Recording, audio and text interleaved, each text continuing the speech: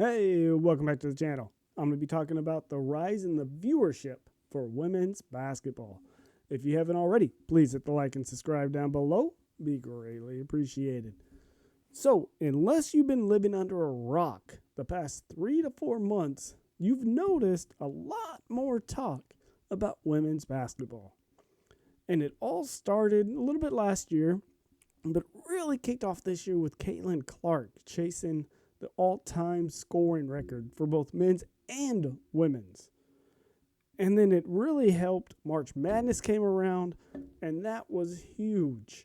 That was huge. You could make an argument that more people watched women's basketball March Madness than the men's March Madness. I know me, for one, I think I watched just as much, if not more, of the women's than the men's.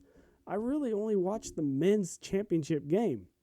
Whereas the women's, I watched the Stanford go to I think it was the Sweet 16, that double overtime game with them. Caitlin Clark against Angel Reese, LSU against Iowa, Iowa for South Carolina. It was compelling. What can I say? It was must-watch TV. If you weren't watching it, you were out of the loop.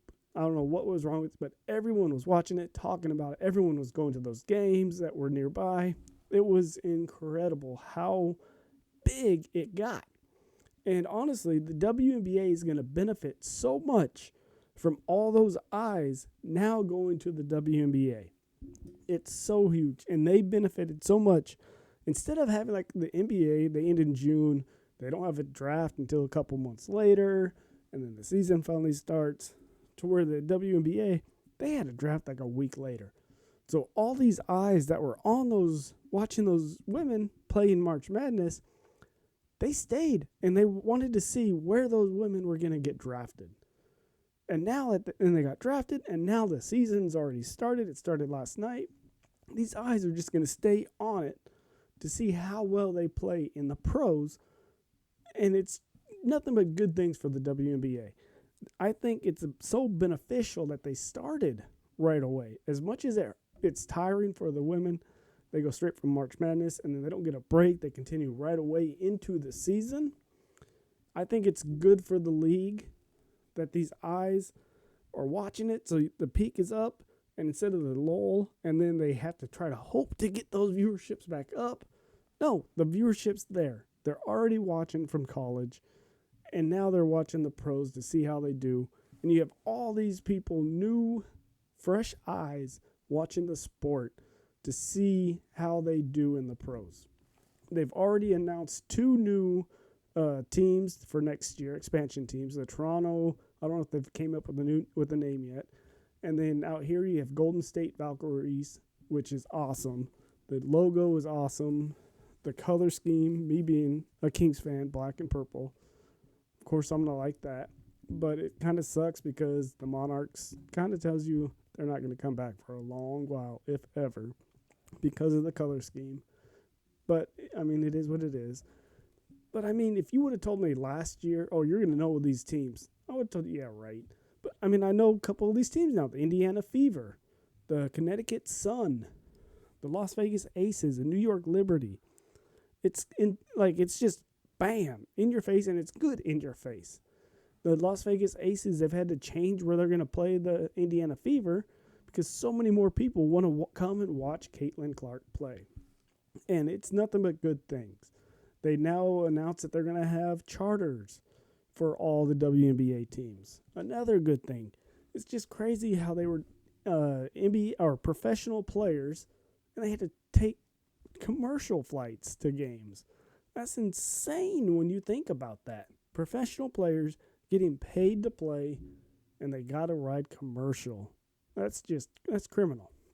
But yeah, I think it's awesome. All these eyes now watching it. These little girls, they can be like, I want to be the next Angel Reese. I want to be the next Caitlin Clark. But there is one thing though. These rookies like Caitlin Clark, Angel Reese, there's going to be a learning curve coming to pros. Just like every other sport, there's a difference between college and pros.